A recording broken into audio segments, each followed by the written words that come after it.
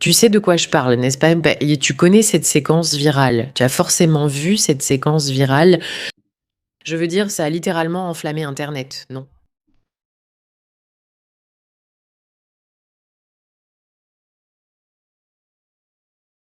Pam, pam, pam, pam, pam, param, pam, pam. Dégage. Bon, vous voulez tous savoir dans quel contexte ça s'est passé. C'était un long regard intense entre cette joueuse blanche et cette joueuse noire dans la double NBT. Pourquoi est-ce que je mentionne leur origine ethnique? Je ne m'intéresse pas spécialement à leur origine ethnique, mais c'est important pour l'histoire car cela a provoqué un remue-ménage. En plus du fait que cela a fait de cette femme, Sophie Cunningham, qui est joueuse à la WNBA, une véritable légende vivante pour avoir lancé un regard aussi intense à quelqu'un qu'elle pensait avoir commis une faute, cela a déclenché une énorme conversation sur la question raciale. Maintenant, ce que beaucoup de gens ne savent pas, c'est le contexte de cette vidéo. Et le contexte est extrêmement important, comme toujours, pour comprendre l'histoire. Donc la WNBA n'a jamais eu de très bonnes audiences. C'est bien connu. Et pour commencer, je crois que le pourcentage est d'environ 80% de joueuses noires. D'accord, ceci vient de Grok, voici les statistiques. Environ 80% des joueuses étaient noires. Mais ce n'est pas pour cela que la WNBA avait de mauvaises audiences. C'est plutôt parce que le sport féminin n'a pas vraiment eu tendance à susciter beaucoup d'enthousiasme chez les gens. Ils n'ont pas vraiment l'habitude de le regarder. Et aussi parce que le budget marketing pour le sport féminin est bien inférieur à celui du sport masculin, ce qui a changé lentement au fil des années. Quoi qu'il en soit, dernièrement, ils ont fait venir certaines de ces joueuses blanches qui ont vraiment attiré un public parce qu'elles ont de la personnalité. Et en plus, il y a eu ce phénomène vraiment intéressant que l'on a pu observer dans ces matchs, là, où il y a eu faute sur faute sur faute contre les joueuses blanches, par les joueuses noires qui, de façon assez commode, ont souvent été extrêmement motivées. Politiquement, disons-le, représentant BLM, etc., elles n'ont absolument pas eu peur d'afficher leurs opinions politiques. Et ces fautes ont été en quelque sorte presque, je ne veux pas minimiser. D'accord, donc voici une petite compilation. On the fire and steam. Late at night I toss and I turn and I dream of what I need. J'ai besoin d'un héros. D'accord, donc pour une raison quelconque, ce sport féminin devient de plus en plus et encore plus violent. Et pourtant, on ne fait pas grand-chose pour arrêter ça. Maintenant, regardez ça. D'accord. C'est vraiment une violence intense.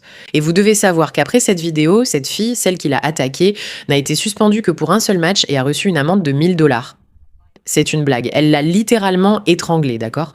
Mais on voit de plus en plus ces tendances, je ne sais pas, de violence. Une violence qui ne semble vraiment pas du tout appropriée pour le jeu. Et il y a eu ce moment viral où cette fille blanche a fait ce geste contre les filles noires. Et les personnes noires ont littéralement pété les plombs à ce sujet, appelant ça BLM 2.0, parce qu'elles cherchent à provoquer sur la question raciale. En fait, je pense que si vous regardez les images des coulisses, ou plutôt pas des coulisses, mais du match, de ce qui s'est réellement passé avant ce moment, je ne sais pas si la raison pour laquelle elle la pointe du doigt est liée à une provocation raciale, ou si c'est simplement à cause d'une faute qui a eu lieu sur le terrain. Voyons ça, je suis vraiment curieuse de connaître vos avis. C'est du racisme. Ça a commencé avec Caitlin Clark, maintenant c'est moi. Vous le voyez tous. Quand des joueuses blanches jouent à haut niveau, on devient soudain arrogante, on mérite des coups ou on est jugé trop émotionnel. Soyons honnêtes, ils n'aiment pas voir des filles blanches dominer leur jeu. On m'a donné des coups de coude, bousculé, et certaines murmuraient des menaces pendant les actions. Pourquoi? Parce que je joue à fond et ne me laisse pas faire. Ce n'est pas juste physique, c'est ciblé, c'est de la haine. Et je ne vais plus me taire à ce sujet. Si on me frappe de façon déloyale, je riposte. Point final. Je l'ai déjà fait et je le referai. Je ne suis pas là pour jouer la victime. Je suis là pour rivaliser. Je ne laisserai jamais personne m'intimider à cause de ma couleur de peau. Si tu crois que je vais encaisser et sourire, tu te trompes. Caitlin a vécu les mêmes choses. On voit bien le schéma, la Ligue devrait aussi ouvrir les yeux. Si vous ne défendez pas l'équité maintenant, quand le ferez-vous? Si tu es avec moi et Caitlin et lassé des 2 poids, 2 mesures, laisse un commentaire de soutien pour montrer qu'on n'est pas seul. Je veux dire, je ne sais pas s'il y a une meilleure réponse possible à cet événement. Ça vient de l'interview qu'elle a donnée. Et regarde la différence entre ce qu'elle dit après cet événement, d'accord, et ce que dit la joueuse noire. Je faisais juste un geste et elle a dit « Ne me pointe pas du doigt ». J'ai pensé « Je n'aurais pas dû dire ça ». Je n'ai rien dit.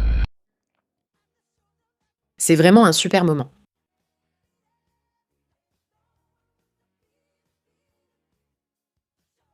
Tellement bien. C'est vraiment un si bon moment. Elle ne s'arrête tout simplement pas. Elle ne s'arrête littéralement jamais.